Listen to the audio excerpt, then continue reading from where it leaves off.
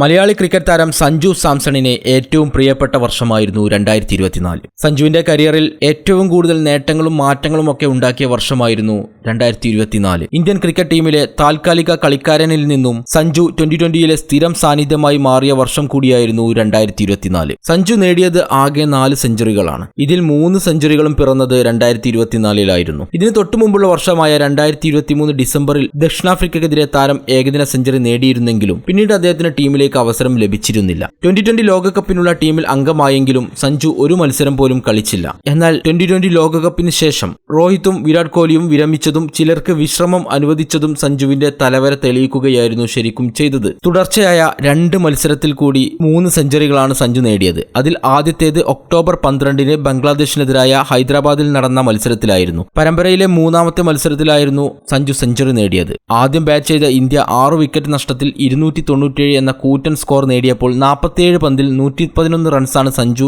അടിച്ചുകൂട്ടിയത്. ദക്ഷിണാഫ്രിക്കൻ പര്യടനത്തിലായിരുന്നു സഞ്ജുവിന്റെ പിന്നീടുള്ള 2 സെഞ്ചുറികൾ പിറന്നത്. ഡർബനിൽ നടന്ന ആദ്യ മത്സരത്തിൽ തന്നെ സഞ്ജുവിന്റെ 2ാം സെഞ്ചുറിയും പിറന്നു. 50 പന്തുകളിൽ നേരിട്ട താരം 107 റൺസാണ് എടുത്തത്. പിന്നീടുള്ള 2 മത്സരത്തിൽ ഡെക്കായപ്പോൾ 3ാം മത്സരത്തിൽ 56 പന്തിൽ നിന്നും 109 റൺസുമായി സഞ്ജു പുറത്താകാതെ നിൽക്കുകയും ചെയ്തു.